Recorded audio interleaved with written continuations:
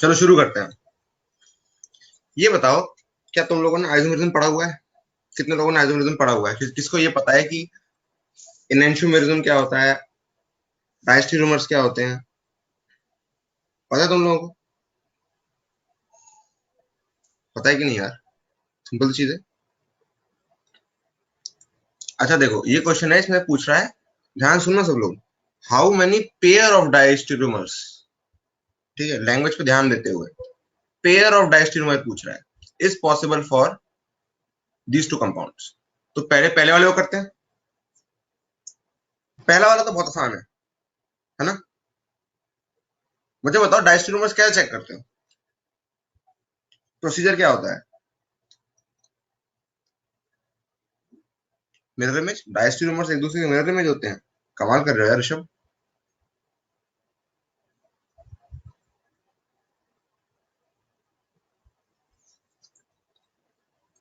सबसे पहले हम क्या करेंगे? स्ट्रक्चर बनाएंगे। सबसे पहले स्ट्रक्चर बनाएंगे। जो स्ट्रक्चर होंगे, हम कौन से फॉर्मेट में बनाएंगे? सबसे पहली बात तो हम फिशर में बनाएंगे। ठीक है। और किसी को हम चूज नहीं करेंगे, हम ना आरएस बोलेंगे ना कुछ बोलेंगे, हम सिर्फ फिशर बनाएंगे। ठीक है। तो देखो, सबसे पहली बात तो ये डाई 2,3 डाइक्लोरोब्यूटेन दिखता कैसा है? कुछ इस टाइप का। दो सीएल लगे हैं सेकंड और थर्ड पोजीशन पे, सब चेक कर सकते हैं, कोई दिक्कत नहीं। अब देखो, जब हम इसका फिशर डायग्राम बनाएंगे तो कितने स्ट्रक्चर बनेंगे? पॉसिबली चार बन सकते हैं, हो सकता है कम हो जाए अगर एक दूसरे का अ, कोई दो कंपाउंड आइडेंटिकल हो तो। ठीक है। लेकिन हम चार बनाएंगे। तो देखो, फिशर बनाने के लिए सबसे पहले हम क्या करेंगे कि कार्बन को चूज कर लेते हैं और फंक्शनल ग्रुप्स को नहीं चूज करते। ठीक है। कार्बन को चूज कर लेंगे और इस तरह से बना देंगे। ठीक है। या फिर सिंपली मैं ऐसा भी कर सकता हूँ कि हम ऐसे करके बना देते हैं और बीच में दो पॉइंट्स होंगे जिनको हम कार्बन कहते हैं। ठीक है। अब देखना सब लोग कि एक बार हम बनाएंगे दोनों सीएल को साथ में, और एक बार हम बनाएंगे दोनों सीएल को एक दूसरे के अपोजिट। ठीक है। एक स्ट्रक्चर ये हो गया। एक बनेगा इसका मिरर इमेज। ठीक है। और एक बनेगा इसका मिरर इमेज। तो जब भी हमें स्ट्रक्चर बनाने होंगे ना, हम इसी एल्गोरिदम को फॉलो करेंगे। ठीक है। ये जो एल्गोरिदम है लग बड़ी सिंपल रही है, लेकिन जब थोड़ी कॉम्प्लेक्स चीजें हो जाएंगी तब ये एल्गोरिदम फायदे में रहेगी। जब हम नॉर्मली नहीं सोच पाएंगे कि क्या होना चाहिए, तब ये फायदे में रहेगी।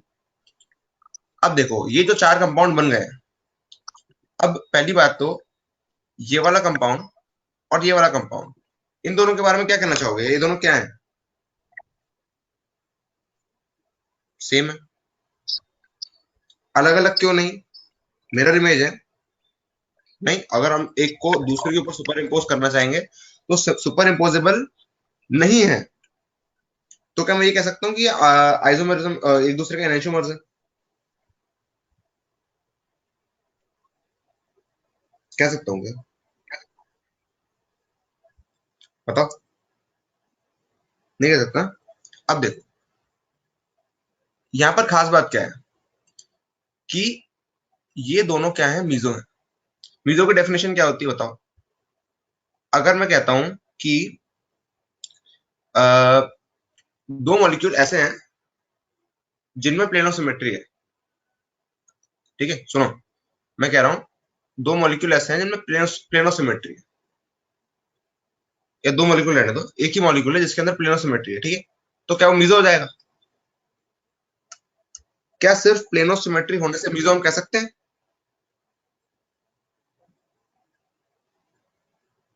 सब लोग बोलो। प्लेनो सिमेट्री है तो मैं कह रहा हूं कि मीजो है। क्या ये हमेशा ट्रू है?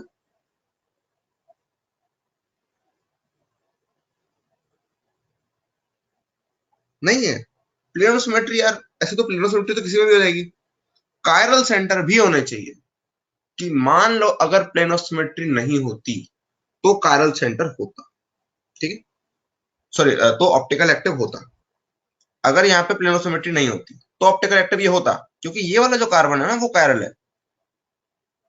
ये जो मैंने पर्पल डॉट बनाई है ना, ये वाला कार्बन ये कायरल है और ये भी कायरल है। अगर यहाँ पे प्लेन ऑफ सिमेट्री नहीं होता तो पक्के से ऑप्टिकली एक्टिव होता, ठीक है। तो plane of symmetry plus chiral chiral carbon, chiral centre, तभी हम कह पाएंगे कि मीजो है। तो चलो यहाँ पे हमने कह दिया मीजो है, ठीक है। ध्यान रखना, मैं तुम लोगों को फॉर्मेट बता देता हूँ यहाँ पे, कि जब हम क्वेश्चन सॉल्व कर रहे होंगे ना तब हमारा मेन एम आंसर नहीं होगा, ठीक है। यहाँ पर जनरली तो होता है, लेकिन यहाँ पर हमारा मेन एम आंसर नहीं होगा। आंसर तो हम यूं निकाल देंगे ऐसे छोटे छोटे क्वेश्चंस का, लेकिन हमारा मेन एम होगा कि बेसिक क्वेश्चन से हम कुछ ऐसा सीख लें जिसको हम एडवांस में अप्लाई कर पाए, समझ रहे हो। तो सीखना यहाँ पे एम है। जो क्वेश्चन सॉल्व करते करते मैं दुनिया भर की बातें बता रहा हूँ, जो कि हो सकता है क्वेश्चन से थोड़ा बहुत रिलेटेड ना हो, वो सिर्फ इसलिए ताकि इस क्वेश्चन और इसके जैसे सारे क्वेश्चन के लिए हम पहले से तैयारी कर लें, समझ रहे हो। एक बार अगर तुम इस तरह से करोगे ना, तो भले ही एक पर्टिकुलर क्वेश्चन को कितना भी मॉडिफाई कर दिया जाए, तुम समझ जाओगे कि मॉडिफिकेशन में क्या करना है। और यही एडवांस पूछता है, उस सिंपल सिंपल क्वेश्चन को थोड़ा थोड़ा मॉडिफाई कर देता है और फिर वो क्वेश्चन टफ बन जाता है। समझ गए सब लोग स्ट्रेटेजी? यस और नो? यस। हाँ, तो यहाँ पर जो प्लेन ऑफ सिमेट्री है वो ये है। देखो मैंने डॉटेड लाइन बनाई है, मैं इसको वो रेड कलर से बनाता हूँ। सबको विजिबल है red? Red line of division, ये प्लेन है actually, plane of symmetry. Mic off कर दो, समझदारी थोड़ी सी। Please turn off your mic. Sachin,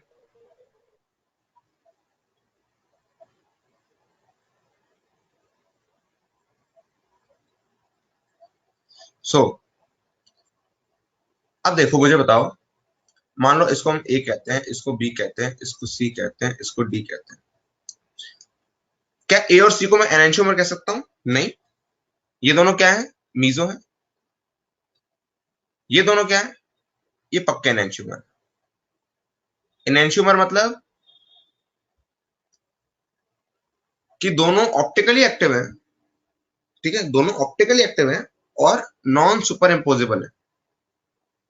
चाहे कैसे भी सुपर इम्पोज करने की कोशिश कर लो, रोटेट कर लो, जैसे भी कर लो, फ्लिप कर लो, कैसा भी कर लो, लेकिन ये दोनों सुपर इम्पोज नहीं हो सकते, ठीक है। सिर्फ सुपर इम्पोज होने को ही हम एनेंशियोमर नहीं कहते हैं, हम कहते हैं कि ऑप्टिकली एक्टिव भी होना चाहिए और नॉन सुपर इम्पोजेबल होना चाहिए।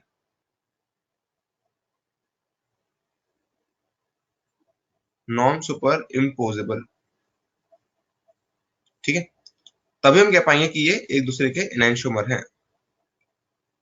अब डायस्टेरियोमर की क्या डेफिनेशन है? अब मुझे बताओ डायस्टेरियोमर, तुम लोग बताओ क्या होता है?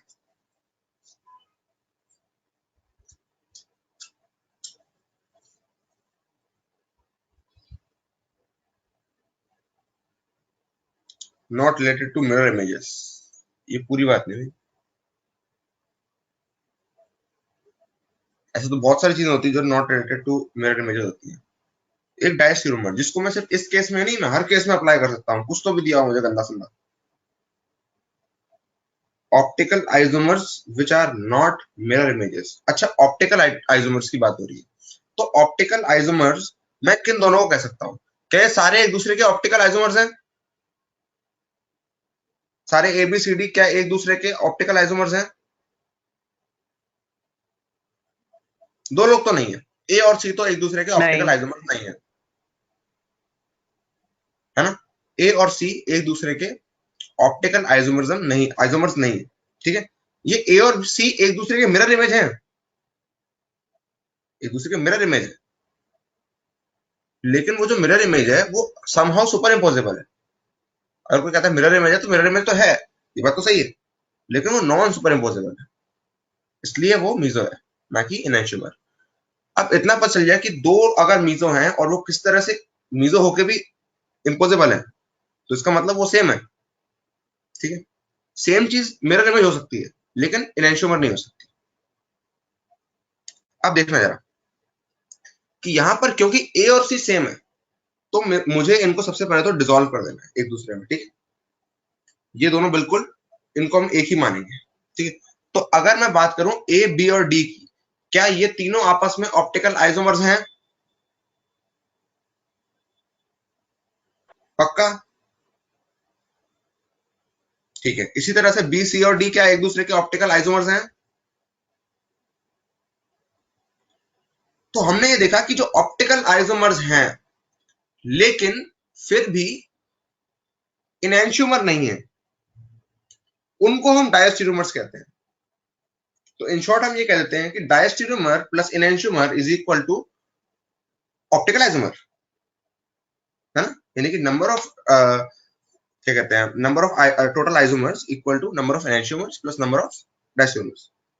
इस तरह से लॉजिक समझ में आ गया।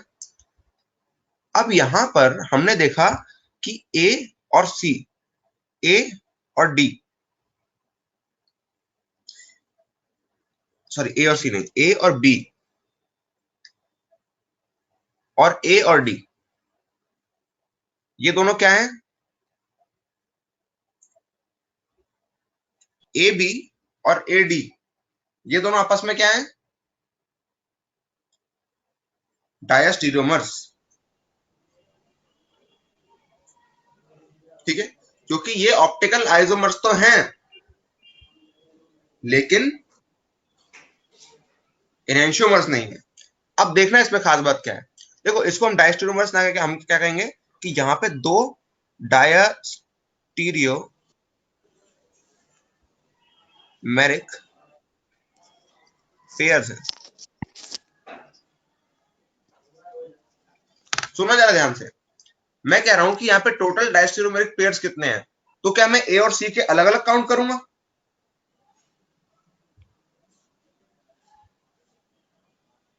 नहीं करना चाहिए ना, क्योंकि ए और सी जो है वो क्वेश्चन में नहीं दिया, ए और सी हमने खुद बनाया है, राइट? भाई आदित्य, 4 पेयर्स कहां से हो गए? 4 डायस्टेरियोमेरिक पेयर्स कहां से हो गए?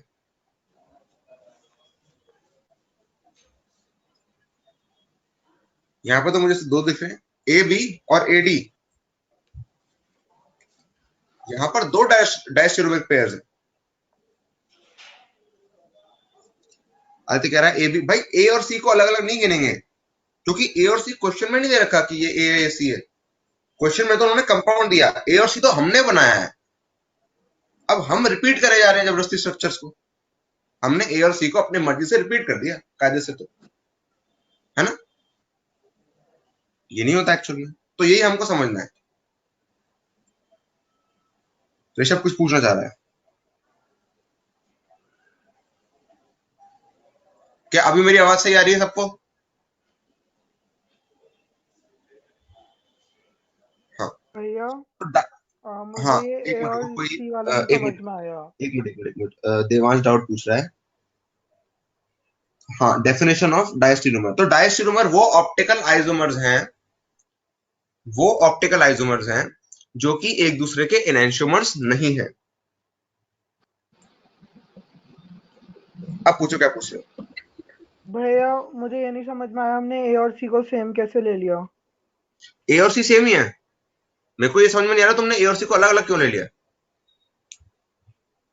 क्यों? मतलब ए और सी सेम है कि नहीं, मुझे बताओ कि अगर, देखो, मान लो कि तुम इस कंपाउंड को देखो यार, ये कोई चीज अगर 180 डिग्री से हम रोटेट करके दो चीजों को बराबर कर दें, तो क्या वो चीजें बराबर नहीं होती?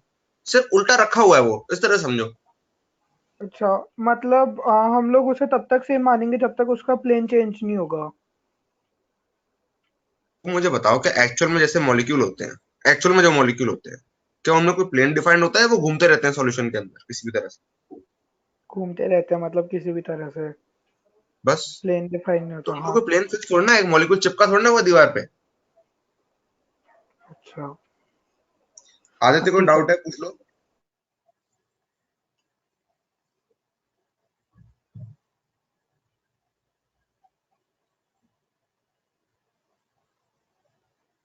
अगर हम स्ट्रक्चर को फ्लिप करते हैं, फ्लिप करने का मतलब होता है मिरर इमेज बनाना। बिल्कुल, फ्लिप करने का मतलब ही होता है मिरर इमेज बनाना। अगर तुम बी को फ्लिप कर दोगे, डी बन जाएगा, है ना? लेकिन फ्लिप हम कुछ पैटर्न में करेंगे, जैसे कि हमने इसको क्या किया, राइट में या लेफ्ट में मिरर रखकर फ्लिप कर दिया। मतलब राइट या लेफ्ट में हमने जो मिरर रखा, उससे जो मिरर इमेज बनी, हम उसकी बात कर रहे हैं। हालांकि बी और डी तो ऐसे हैं कि अगर हम मिरर को हम कंपाउंड के बी के जस्ट नीचे रख दें, तो डी अपने आप मिरर इमेज बन जाएगी। या फिर हम कह सकते हैं कि बी को अगर हम एक्स एक्सिस के अबाउट फ्लिप कर दें, तो डी बन जाएगा। तो फ्लिपिंग मतलब मिरर इमेज। सबको क्लियर हुआ? यहाँ पे एक पॉइंट ऐसा है जो मैं हाईलाइट करवाना चाहूंगा, सब लोग प्लीज इसको नोट करो, कि यहां पर हमें पता है कि ए जो है वो ऑप्टिकली एक्टिव नहीं है। सुनो जरा सब लोग, अभी मैं डाउट लेता हूं, साक्षी एक मिनट। यहां पर जो ए है वो ऑप्टिकली एक्टिव नहीं है, लेकिन फिर भी वो डायस्टेरियोमरिज्म में पार्टिसिपेट कर रहा है। सब लोगों ने नोट किया? किया कि नहीं किया? कि ए खुद ऑप्टिकली एक्टिव नहीं है, लेकिन वो फिर भी डायस्टेरियोमरिज्म में पार्ट ले रहा है। ठीक है, तो इस तरह से करके क्वेश्चन आ सकता है कि ऑप्टिकली एक्टिव नहीं है। तुम तो बोलोगे अरे ऑप्टिकली एक्टिव नहीं है, फिर कैसे आइसोमर कर रहा है? बंद कर दो, इसको हटा दो, कैंसिल कर दो इस ऑप्शन को, इनकरेक्ट है। ठीक है, तो ये सारी चीजें ना, जब हम क्वेश्चन करते वक्त ही अगर इन सब चीजों को हाईलाइट करते हैं, तो जब अगर क्वेश्चन घुमा फिरा के आ भी जाता है, तो भी हम सॉल्व कर पाएंगे। समझ गए सब लोग?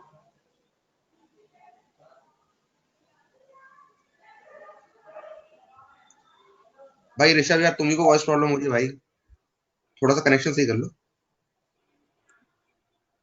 साक्षी को कोई डाउट था? साक्षी पूछो। सर एक बार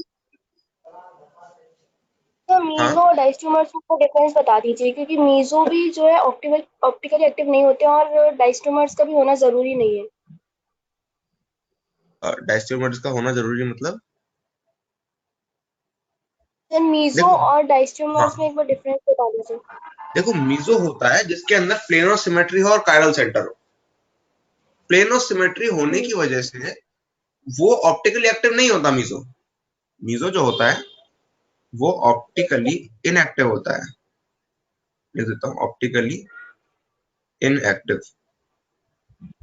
ठीक है, और जो डायस्टेरोमर्स होते हैं वो एक दूसरे के ऑप्टिकल आइसोमर्स होते हैं। ठीक है, optical optical isomers, isomers okay. ऐसे जो कि एक दूसरे के इनैंशियोमर नहीं है, मतलब एक दूसरे को फ्लिप करके नहीं बने, एक दूसरे की मिरर इमेज लेके नहीं बने, कुछ अलग ही स्टाइल से बने।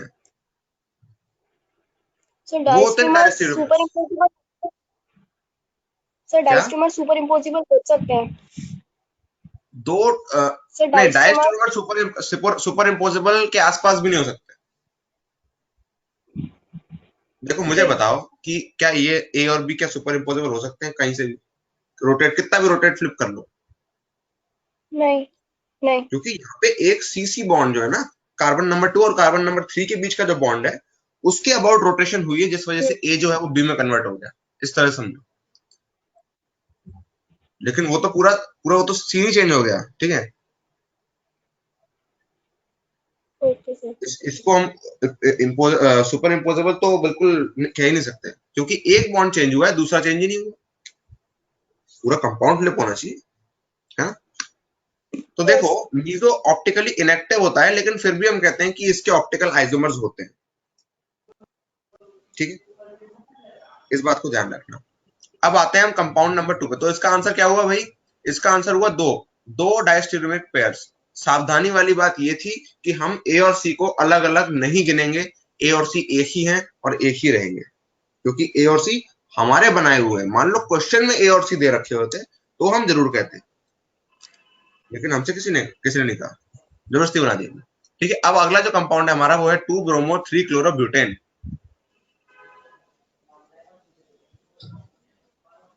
अब देखो, पुरानी वाली एल्गोरिथम फॉलो करेंगे।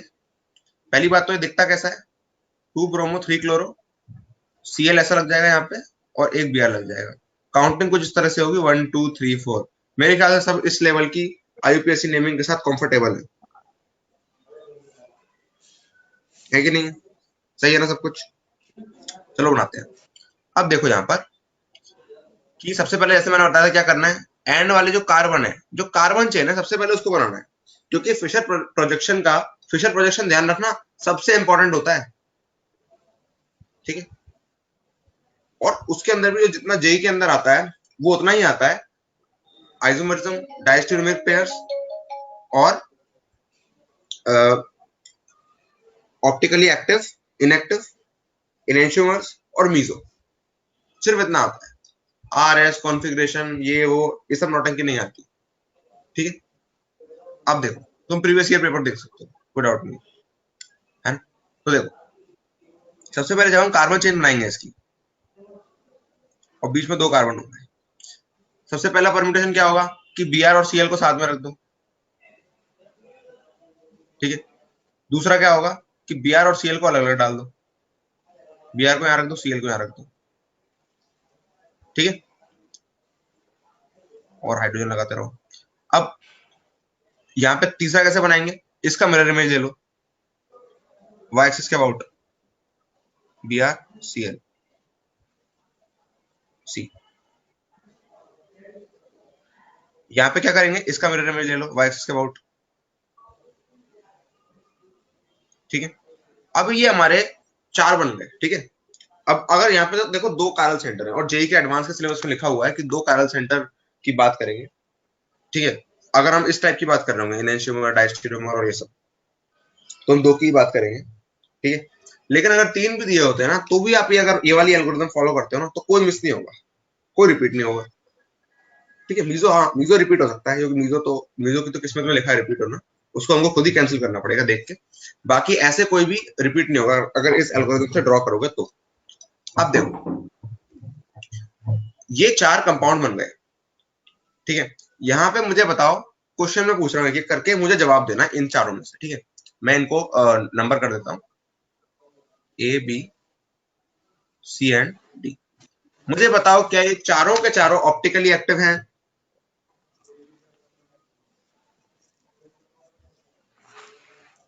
ठीक है, मुझे बताओ क्या इनमें से कोई भी मीजो है? पक्का ना? सिंपल सिंपल सवाल पूछ रहा हूँ। अब मैं पूछ रहा हूँ क्या ए और बी एक दूसरे के ऑप्टिकल आइसोमर्स हैं? क्योंकि यहाँ पे कोई मीजो नहीं है तो मैं डायरेक्टली क्या ये कह सकता हूँ कि सभी एक दूसरे के आइसोमर्स हैं। यस सर, कह सकते हैं।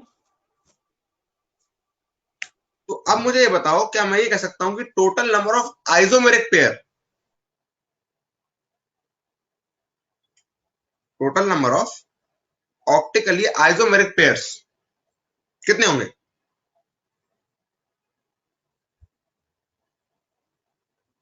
4C2, बढ़िया, यानी कि 6।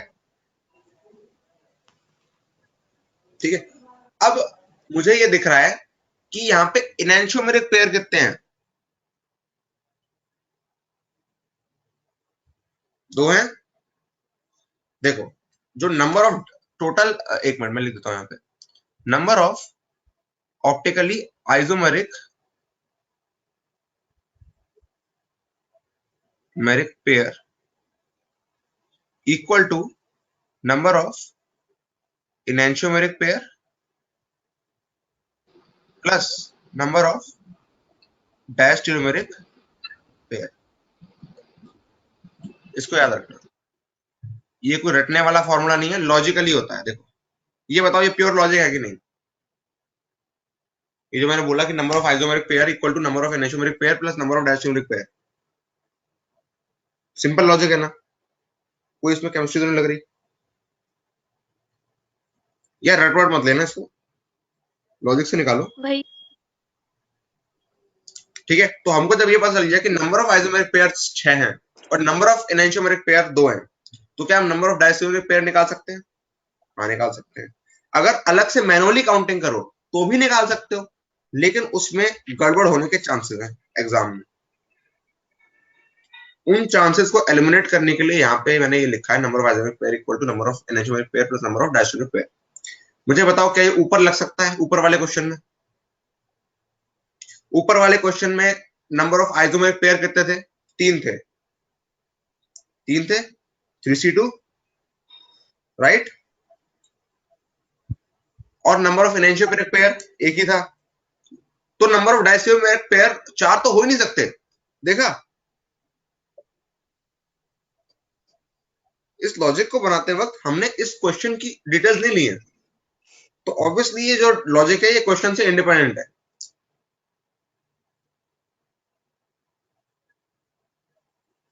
ये कोई थ्योरी नहीं है, ये लॉजिक है, प्योर लॉजिक है। बाय डेफिनेशन है यार, ये तो डेफिनेशन है। देखो मुझे बताओ, देखो इस डेफिनेशन को मैं प्रूफ करके दिखाता हूँ तुम्हारे सामने मैथमेटिक्स से। यार पेयर के लिए वर्क करा रहे हैं हम, ट्रायड थोड़ी ना देखते हैं, पेयर ही पेयर देखते हैं सिर्फ। देखो तुम लोगों को ना मैं लॉजिक प्रूफ करके दिखाता हूँ। मुझे बताओ क्या हर एनेंटियोमेरिक पेयर ऑप्टिकली आइसोमेरिक पेयर होता है? सब लोग बताना, प्रूफ करके दिखा रहा हूँ मैथमेटिकली, ओरली प्रूफ कर रहा हूँ हाँ कि क्या हर एक एनेंटियोमेरिक पेयर आइसोमेरिक पेयर होता है, ऑप्टिकली आइसोमेरिक पेयर होता है? क्या हर एक डायस्टेरियोमेरिक पेयर ऑप्टिकली आइसोमेरिक पेयर होता है? क्या कोई अगर एनेंटियोमेरिक पेयर है तो वो डायस्टेरियोमेरिक पेयर नहीं हो सकता? ये फिक्स है। अगर कोई डायस्टेरियोमेरिक पेयर है तो वो एनेंटियोमेरिक पेयर नहीं हो सकता, ये फिक्स है। और ऑप्टिकली आइसोमेरिक पेयर में सिर्फ 2 ही पॉसिबिलिटी है, एनेंटियोमेरिक पेयर होना और डायस्टेरियोमेरिक पेयर होना, क्या ये फिक्स है? बस ये फॉर्मूला प्रूव हो गया, और कोई चांस ही नहीं किसी और चीज का।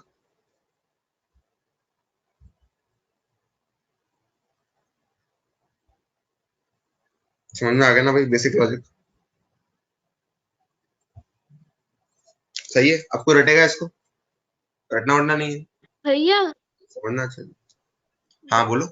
भैया वो एक डाउट था, ये जो डायस्टीरियोमर्स की डेफिनेशन है वो तो लिखी रहती है कि stereo isomers which are not mirror images, तो स्टीरियो आइसोमर्स में हम लोग ज्योमेट्रिकल आइसोमर्स भी काउंट करते हैं ना? हाँ बिल्कुल बिल्कुल। तो मतलब डायस्टेरियो डायस्टीरियोमर्स जरूर आइसोमर्स ही हो? यहाँ पे हम ज्योमेट्रिकल आइसोमर्स की बात ही नहीं कर रहे हैं, हम ऑप्टिकल की बात कर रहे हैं। हाँ ठीक है। देखो डायस्टेरियोमर्स क्या होते हैं, ज्योमेट्रिकल आइसोमर्स को भी डायस्टेरियोमर्स कहा जाता है, ठीक है ना? तो डायस्टेरियोमर्स को हम क्या करेंगे, हमेशा से अलग ऐड करेंगे, ठीक है, अलग गिनेंगे उसको, ठीक है। ये क्या होता है, जो हम प्रोसीजर बनाएंगे ना, जब देखो क्या होगा, ये जो मैं तुम्हें बता रहा हूँ ना, ये उस प्रोसीजर के अकॉर्डिंग बता रहा हूँ जो हम क्वेश्चन सॉल्व करने में फॉलो करने वाले हैं, जब हमें ज्योमेट्रिकल आइसोमर्स और ऑप्टिकल आइसोमर्स यानी कि इन जनरल स्टीरियोमर्स जब हमको साथ में दिए होंगे ना, तो हम पता है क्या फॉलो करेंगे प्रोसीजर। सबसे पहले ज्योमेट्रिकल आइसोमर्स बना लेंगे, उसके बाद उनके ऑप्टिकल आइसोमर्स देखेंगे, ठीक है। ठीक है ना? तो ज्योमेट्रिकल आइसोमर्स को हम हमेशा ही अलग काउंट करेंगे, क्योंकि अगर साथ में करेंगे तो बहुत गड़बड़ हो जाएगी। छोटे केसेस में हो सकता है गड़बड़ ना लगे, जब 3 और 4 हो, लेकिन जब 6 और 7 होंगे तो गड़बड़ होगी। कूल। Yes thank you. अब यहाँ पे हमें साफ साफ पता चल जाए कि डायस्टेरियोमेरिक पेयर कितने हैं, 4 है। मैनुअली भी काउंट कर सकते हैं, लेकिन ये मोर जनरल तरीका है, अगर ज्यादा काउंट दे दिया तो भी यहाँ से आसानी से कर पाओगे, ठीक है। भले ही जेई में ना आए, लेकिन तुम लोगों के टेस्ट में जरूर आएगा। हाँ, तो 4 पेयर हो गए, कौन से वाले? डायस्टेरियोमेरिक पेयर्स। यहाँ पे ज्योमेट्रिकल आइसोमर्स नहीं है, तो हम यहाँ पे उन्हें काउंट ही नहीं करेंगे, क्योंकि है ही नहीं, ठीक है। सबको समझ में आया? पूरा क्लियर हुआ? कोई डाउट बचा है? मेरे ख्याल से नहीं।